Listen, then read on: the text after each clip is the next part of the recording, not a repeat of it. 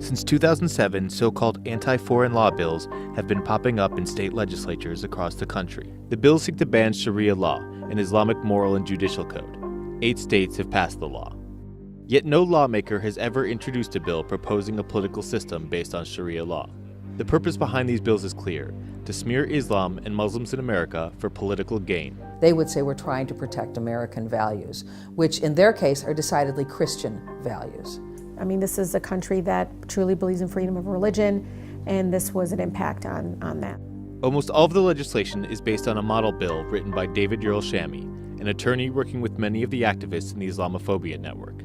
His draft legislation is fueled by the false belief that Muslims are trying to supplant America's constitutional republic through Islam.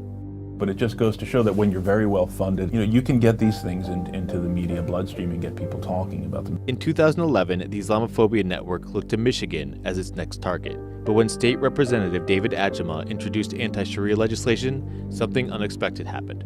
A diverse coalition of colleagues came together to fight it. During the initial introduction of the bill, Adjama was able to get a large amount of co-sponsors for the bill, predominantly from the Republican Party. First of all, I want you to know that it bothers me that I even have to stand here and talk about this issue. When you enter a court of law, I do not want your rights, as we understand them according to the Constitution, either state or federal, to be abridged by any foreign law. Is that too much to ask? No. I don't think it is. So of course, on the surface, it sounds good, even though the United States Constitution and the Supremacy Clause, there is no foreign law that can trump American law to begin with, and that was something that was enshrined in our Constitution by the authors of that document to begin with, and the Supreme Court has, of course, always traditionally upheld that, so there was no threat. I think more and more people understood that this Foreign Law Act impacted all faiths, and that it was a slippery slope. While the law was aimed at Islam, there was a real possibility that it could affect other religions too. That brought outspoken opposition from leaders of other faiths, calling it an attack on religious liberty. I coordinate with Rashida a press conference in which we called forth some of our allies, including the NAACP and the ACLU, where we called out Dave Adjama and his true agenda behind the anti-Sharia bill. I'm lucky in that I was there. There was a Muslim legislator there while it's happening, and I was very passionate about it. It's hard when somebody that's not of that faith, from that community, that's not there in the caucus room, understanding the legislative process, knows the players involved, has access to them. It's very, very difficult.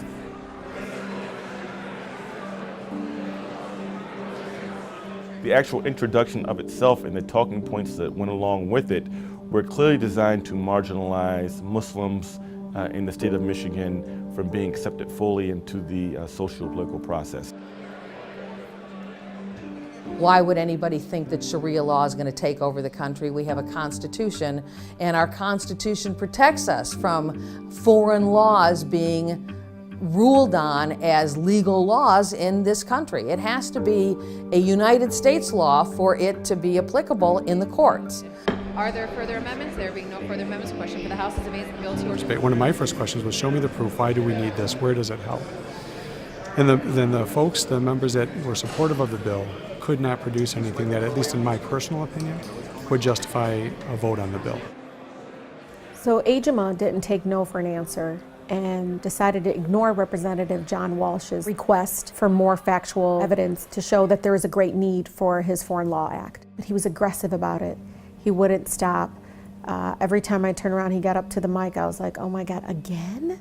People can take up this issue, and even if they're not able to forward, say, anti-Sharia legislation, as Adjama failed to do in Michigan, it's a way of kind of setting yourself up and making yourself attractive to the sorts of funders who can help support a political campaign. It's hate. Pure and simple, it's hatred. And it's anti-Semitism at its worst. We've seen a rise in anti-Semitism, whether it's against Muslims or Jews. And I think that we are a multicultural nation. We have been built on pluralism. We are a stronger nation because of our differences and because of our acceptance of those differences. And so I think we just keep celebrating our ethnic diversity and our religious diversity, and hopefully we grow into a stronger nation because of it.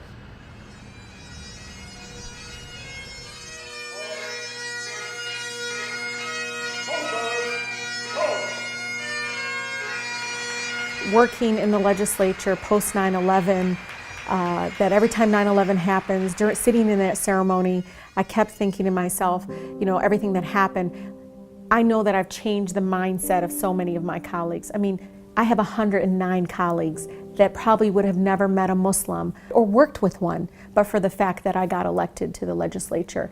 I mean, nobody could have ever imagined my mother, who's pregnant with me on an airplane from Palestine, comes here, and like 30-something years later, her daughter becomes the first Muslim woman ever elected. And she didn't speak English when she started school. I mean, that dream and that opportunity, I want that to be accessible to all the families in the city of Detroit. And I want to continue fighting for that and preserving that. And that includes fighting back any anti-American legislation like the Foreign Law Act or anything like that that happens in the legislature.